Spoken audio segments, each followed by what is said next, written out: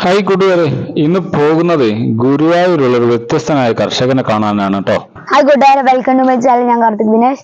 നമ്മൾ ഇന്ന് വന്നിട്ടുള്ളത് ഒരു പ്രത്യേകതയുള്ള ഒരു കൃഷിത്തോട്ടം കാണാൻ വേണ്ടിയിട്ടാണ് വന്നിട്ടുള്ളത്.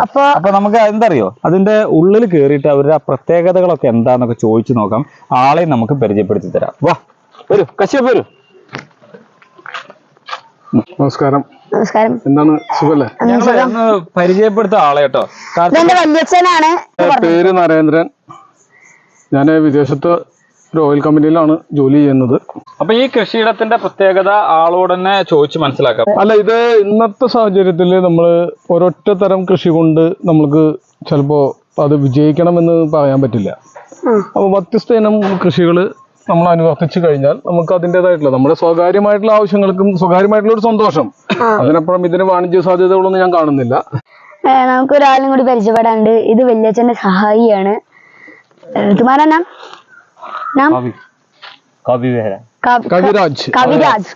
അദ്ദേഹം ഒഡീസ സ്വദേശിയാണ്. അദ്ദേഹമാണ് എന്നെ ഇതുപോലുള്ള സഹായിക്കാറുള്ളത്. പിന്നെ ബാക്കിയുള്ളതൊക്കെ നമുക്ക് ചോദിച്ചറിയാം.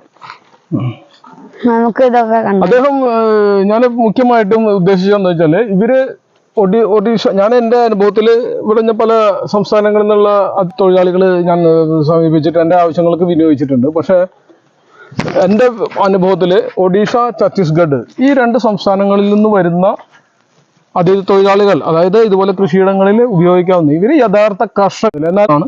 ഇത് നമ്മുടെ വെളിയിടങ്ങളിലെല്ലാം സമൃദ്ധമായിട്ടുള്ള ഒരു പുല്ല. ഇത് ഇതിലിട്ട് കഴിഞ്ഞാൽ ഉറുമ്പ് പോലുള്ള സാധനങ്ങള്, ഉറുമ്പ്, ചേതല്, ഇതുപോലുള്ള സാധനങ്ങള് എല്ലാം, പ്രാണികള്, ഇതെല്ലാം ഇതിന്ന് അകറ്റപ്പെടുന്നുണ്ട്. ഇതിന്റെ പേരെന്താന്നുള്ളത് എനിക്കറിയില്ല. നമുക്ക് ഇനി കൃഷിയിടങ്ങൾക്ക് എടുക്കാം. വിശദാക്കി ഒന്ന് പറഞ്ഞുതരും. ഇത് നമ്മൾ ഇവിടുന്ന് തുടങ്ങുന്നത്, ഇപ്പൊ ഇത് മഞ്ഞളിന്റെ ഒരു ഹൈബ്രിഡ് വെറൈറ്റി ആയ പ്രതിഭ ഇനത്തിൽപ്പെട്ട മഞ്ഞളാണ്. ഒരു മഞ്ഞളോ ഇഞ്ചിയോ അങ്ങനെ വിദേശത്ത് നിന്ന് എന്തൊക്കെയൊക്കെയോ കൊണ്ടുവന്നു. ഞാൻ വിദേശത്തു നിന്നും സ്വദേശത്തു നിന്നുമായിട്ടുള്ള വ്യത്യസ്ത ഇനത്തിൽപ്പെട്ട ഇഞ്ചി, നാടൻ മഞ്ഞള്, നാടൻ ഇഞ്ചി, അതിന്റെ തന്നെ പ്രത്യേക ഇനത്തിൽപ്പെട്ട വരദ, സുപ്രിയ.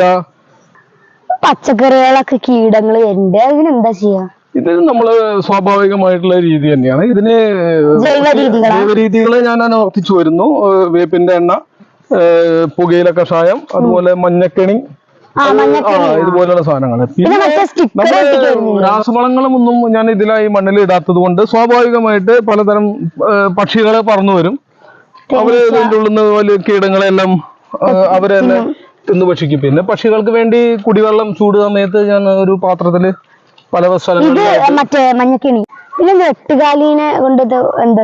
എട്ടുകാലികള്, ചില പ്രത്യേകതരം എട്ടുകാലികള് വല കെട്ടി നിർത്തും. അത് നമ്മൾ അവിടെ അതിനെ നശിപ്പിക്കാൻ നിൽക്കരുത്. അതിന്റെ കൂടിനെ, ആ വലയെ അവിടെ തന്നെ സംരക്ഷിച്ച് നിർത്തിയാൽ അത് കീടങ്ങള് ആ വലയിൽ കുരുങ്ങുമ്പോൾ എട്ടുകാലി അതിനെ സ്വാഭാവികമായിട്ട് തിന്ന് നശിപ്പിക്കും. ഇത് നമ്മുടെ മധുരക്കിഴങ്ങ്. ഇത് ഞാൻ അവിടെ വിദേശത്ത് ജോലി ചെയ്യുന്ന സ്ഥലത്ത് അവിടെ ഒരു സൂപ്പർ മാർക്കറ്റില് കണ്ടതാണ്. ഇത് ഈജിപ്തിൽ നിന്നുള്ള മധുരക്കിഴങ്ങാണ്. അല്ല അല്ല അല്ല അല്ല അല്ല താങ്കൾക്ക് ഞാൻ ഇത് വളരെ മധുരമുള്ള മധുരക്കിഴങ്ങാണ്. അത് ഉഗാണ്ടയിൽ നിന്ന്. അത് ഞാൻ സൂപ്പർ മാർക്കറ്റില് നാട്ടിലേക്ക് വരുന്ന സമയത്ത് ഒരു സൂപ്പർ മാർക്കറ്റ്. ഇത് എന്താണ്? ഇത് പൊടിക്കിഴങ്ങ്. ഇത് പരമ്പരാഗതമായി അതെ, പരമ്പരാഗതമായിട്ട് നമ്മുടെ പുഴുങ്ങി കഴിക്കാനും അതെ അതെ അതെ അതേപോലെ ഇനത്തിൽപ്പെട്ട ഒന്നാണ് പൊടിക്കിഴങ്ങ് സൂചിപ്പിക്കുന്നത്. എത്ര ഉയരത്തിലും പടർന്നു കയറി അത്രത്തോളം സമൃദ്ധമായിട്ടുള്ള കിഴങ്ങുകൾ. ഈ സമ്മിശ്രമായിട്ട്, അതായത് എല്ലാതരം കൃഷികളും, അതായത് കിഴങ്ങ് വർഗ്ഗങ്ങൾ, ഇഞ്ചി ഇന്ത്യൻ ഇനം, വിദേശ ഇനം, മഞ്ഞള് ഇന്ത്യൻ ഇനം, വിദേശ ഇനങ്ങള്, പിന്നെ കപ്പ ഇന്ത്യൻ ഇനം, വിദേശ ഇനങ്ങള്, ഇങ്ങനെയുള്ള വള്ളികൾ എല്ലാം ഇങ്ങനെ കൂടിച്ചേർന്ന് എന്താ പറയുക, ഒരു സമ്മിശ്ര കൃഷി രീതിയാണ്. അപ്പൊ അതുകൊണ്ട് കീടബാധ കുറച്ച് കുറയും എന്നുള്ളൊരു തോന്നലുണ്ടോ? കീടബാധ കുറയും എന്ന് അങ്ങനെ അനുഭവപ്പെട്ടിട്ടില്ല. പിന്നെ നമ്മൾ സ്വാഭാവികമായിട്ട് നമ്മുടെ പ്രകൃതിയിലുള്ള നമ്മുടെ നാടൻ സാധനങ്ങളിൽ കീടബാധ വളരെ കുറവാണ് കണ്ടുവരുന്നത്. ചില പച്ചക്കറികളുണ്ട് അതിലേക്ക് കീടബാധ കൂടുമ്പോ ബാക്കിയുള്ളത് സംരക്ഷിക്കപ്പെട്ട് നിൽക്കാന്നുള്ളൊരു, അത് പ്രത്യേകിച്ചും ഈ മധുരക്കിഴങ്ങ് പോലുള്ള വള്ളികളിൽ സ്വാഭാവികമായിട്ട് അതിനൊരല്പം മധുരം ഉണ്ടായിരിക്കും. അപ്പൊ ചില മറ്റുള്ള വാഴയിലൊക്കെ വന്നിരിക്കുന്ന ഇതുപോലുള്ള ആക്രമണകാരികൾ അതിലേക്ക് ആകർഷിക്കപ്പെടും. അപ്പൊ നമുക്ക് ഒരു അഡ്ജസ്റ്റ്മെന്റിലുള്ള പ്രൊട്ടക്ഷൻ. അതെ. ഈ വീട്ടിലത്തെ കുറച്ച് കാര്യങ്ങൾ ഞാൻ പറഞ്ഞുതരാം. വീട്ടിലത്തെ ആരൊക്കെ ഉള്ളത് എന്ന് പറഞ്ഞു. വീട്ടില് അറിയാന്നാലും അമ്മ, അച്ഛൻ, പിന്നെ ഭാര്യ, 2 മക്കള്. അതാണിപ്പോ. ഫാമിലി ഇങ്ങോട്ട് ഇറങ്ങാറുണ്ടോ? എന്റെ മകള് ഇപ്പോ കോയമ്പത്തൂര് BSc ബയോടെക്നോളജിക്ക് പഠിച്ചുകൊണ്ടിരിക്കുകയാണ്. മകൻ ഇപ്പൊ അത്യാവശ്യ സമയങ്ങളിൽ ഞാൻ വരുന്ന സമയത്ത് അവൻ എന്റെ കൂടെ സഹായത്തിന് ഓസ് പിടിക്കാനും മറ്റുള്ള കാര്യങ്ങൾക്ക് അവനും വളരെ ഇൻട്രസ്റ്റഡ് ആണ് ഇത്തരം കാര്യങ്ങളിൽ. ഓക്കെ, നിരഞ്ജനോട് ഒരു കാര്യം ചോദിച്ചോട്ടെ. നിരഞ്ജൻ എത്രാം ക്ലാസ്സിലാണ് പഠിക്കുന്നത്? സെന്റ് ഫ്രാൻസിസ് സ്കൂൾ പാലയൂര് ചർച്ചിന്റെ സൈഡിലായിട്ടാണ് സ്കൂളുള്ളത്. അവിടെ 5ാം ക്ലാസ്സിലാണ്. 5ാം ക്ലാസ്സിലാണ്. അപ്പൊ ഇവിടെ എത്ര തരം വാഴകളുണ്ട്? ഇവിടെ കദളി, റോബസ്റ്റ, നേന്ത്രം. അങ്ങോട്ട് നടക്കാം. ഇത് ഏതാ വാഴ? ഇത് നേന്ത്രമാണ്. ഇതിന്റെ കായൊക്കെ വിരിഞ്ഞിട്ടുണ്ട്.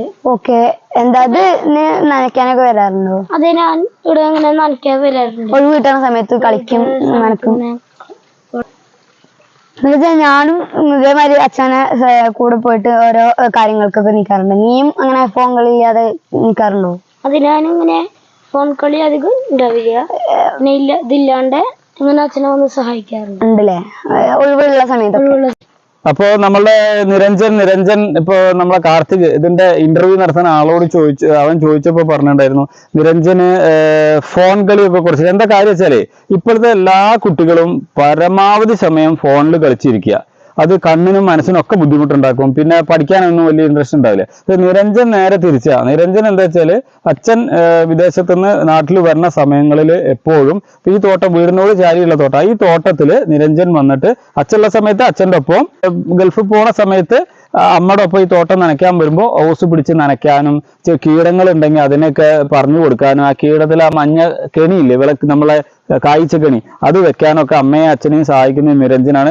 ഇങ്ങനത്തെ കുട്ടികളാണ് നമുക്ക് വേണ്ടത്. കാരണം എന്താ അറിയോ, ഫോൺ കളിച്ചിരിക്കുക എല്ലാവർക്കും സന്തോഷമാണ്. പക്ഷെ ആ സമയത്തൊക്കെ ഇങ്ങനെ കൃഷിയിടങ്ങളിൽ വന്നിട്ട് ഇത്തരം കാര്യങ്ങൾക്ക് സഹായിക്കുന്ന ഒരു കുട്ടിയാണ് പാലയൂര് അല്ലെ, പാലയൂർ സ്കൂളല്ലേ, പാലയൂര് സെന്റ് ഫ്രാൻസിസ് സ്കൂളിലെ കുട്ടി. അപ്പൊ ആ സ്കൂളിന്റെ ഒരു അഭിമാനമാണ്.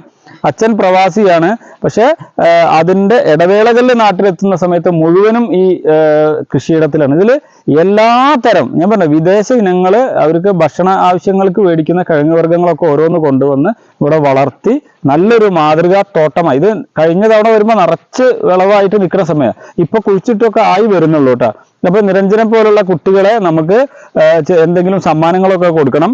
അടുത്ത തവണ വരുമ്പോൾ നിരഞ്ജന് ഞങ്ങൾ സമ്മാനങ്ങളായിട്ട് വരും. അപ്പോൾ നിരഞ്ജനെ മാതൃകയാക്കിയിട്ട് എല്ലാ കുട്ടികളും ഒഴിവ് സമയത്ത് സ്ഥലമുണ്ടെങ്കിൽ കുറച്ച് പച്ചക്കറികളും നട്ടുപിടിപ്പിക്കുക. അപ്പോൾ ഈ പ്രവാസി കർഷകനാണ്. എന്തായാലും വളരെ സന്തോഷം. ഈ പ്രവാസി കർഷകന്റെ കാര്യം പറയുകയാണെങ്കിൽ രാവിലെ 6-6:30 ആകുമ്പോഴേക്കും തോട്ടത്തിലെത്തും.